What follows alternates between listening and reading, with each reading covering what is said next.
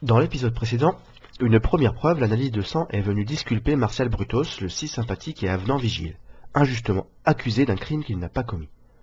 En effet, le seul sang humain autre que celui de la victime retrouvé sous les ongles de Pierrot est d'un groupe différent de celui de Martial.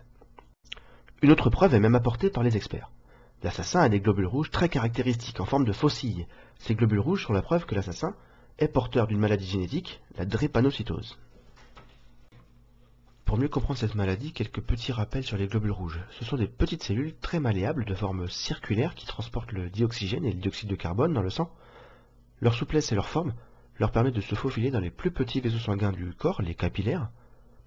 Alors chez les personnes drépanocytaires, ces globules rouges prennent une forme de croissant, de faucille, et se rigidifient, ce qui implique que les globules anormaux vont se bloquer dans les petits vaisseaux sanguins et empêcher une circulation normale du sang. L'avocat de l'accusation, à la lumière de ces deux nouvelles preuves révélées par les analyses de sang, demande confirmation par la réalisation de tests génétiques. Alors, qu'est-ce qu'un test génétique? Qu'est-ce qu'un gène? Quel rapport entre l'ADN, les gènes et la forme d'un globule rouge? C'est ce que nous allons voir tout de suite. Gardons l'exemple du groupe sanguin. Par exemple, pour la protéine B, à la surface du globule rouge, il faut forcément qu'il y ait un plan de fabrication écrit quelque part dans l'ADN. Ce plan, on appelle ça un gène. Et le gène du groupe sanguin, précisément, se trouve sur le chromosome 9. Regardons-le de plus près. Sur les chromosomes 9, puisque je vous rappelle que nous en avons deux, vous avez une petite partie, une petite portion d'ADN, un gène, qui va permettre la fabrication de la protéine B. C'est le plan de fabrication qui permet de fabriquer cette protéine à la surface des globules rouges. Un autre exemple, vous avez ici, sur la paire de chromosomes 11, le plan de fabrication de l'hémoglobine. L'hémoglobine, cette fois, c'est une protéine qui n'est pas à la surface du globule rouge, mais à l'intérieur du globule rouge, et qui permet de capturer le dioxygène et le dioxyde de carbone. Si cette hémoglobine est abîmée, eh bien cette hémoglobine forme des chaînes. Et on va avoir dans ces cas-là les globules rouges qui vont prendre une forme particulière, celle de faucille. Voilà, en quelque sorte, ici, le plan de fabrication de la drépanocytose, ou plutôt le plan défectueux, donc le gène défectueux responsable de la drépanocytose. Donc je vous ai cité ici quelques exemples, mais vous voyez que dans les 23 paires de chromosomes de l'espèce humaine, nous avons en tout environ 30 000 gènes, 30 000 petits plans de fabrication de chacune des parties du corps, et tout ça bien rangé dans le noyau de chacune de nos cellules. Dans chaque noyau, donc, environ 30 000 chapitres, répartis sur 23 volumes du plan de fabrication de l'homme. Et même 46 volumes même, puisque je vous rappelle que nous avons 23 paires de chromosomes. Alors maintenant, imaginez que tous ces gènes, tous ces plans soient parfaitement identiques. Eh bien, nous serions tous parfaitement identiques aussi, du moins à la naissance. Or, nous sommes tous différents. En effet, sur les 30 000 gènes, il y en a environ 5 000 qui existent sous des formes différentes. Ces différentes versions de gènes, on appelle ça des allèles. Reprenons l'exemple du groupe sanguin. Le gène qui correspond au groupe sanguin existe sous 3 versions différentes, sous 3 allèles différents. L'allèle A, l'allèle B et l'allèle O. Rappelez-vous que chaque allèle est présent en 2 exemplaires du fait de la présence de 2 chromosomes homologues.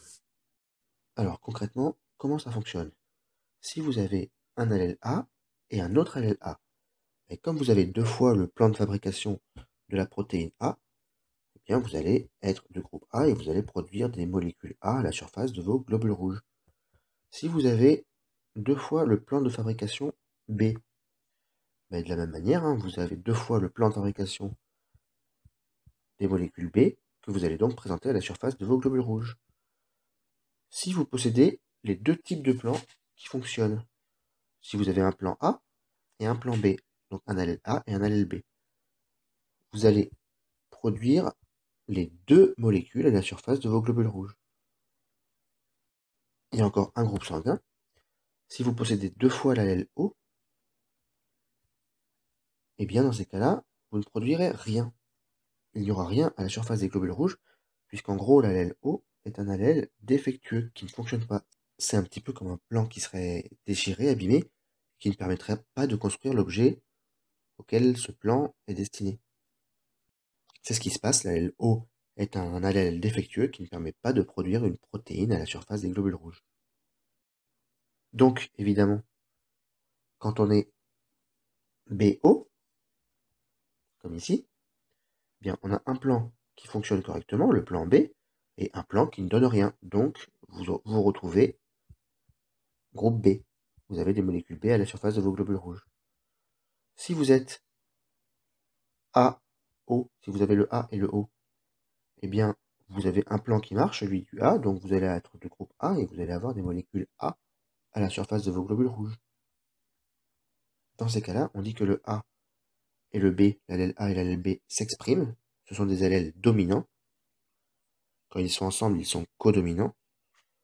Et on dit au contraire que le O ne s'exprime pas, on dit qu'il est récessif.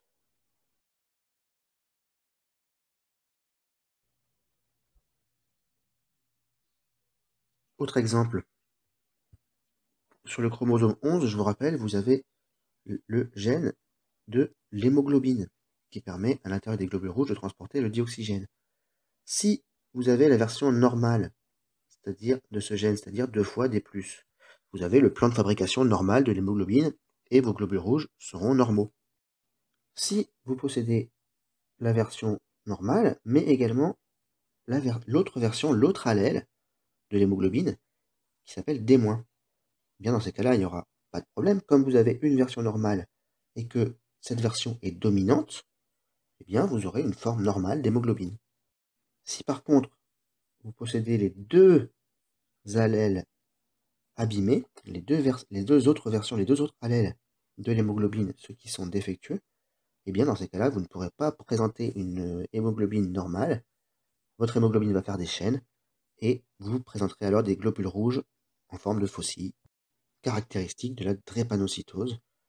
Donc, l'allèle D, D-, est dit récessif, puisque le seul moyen qu'il s'exprime, c'est qu'il soit présent une fois sur chacun de vos chromosomes 11.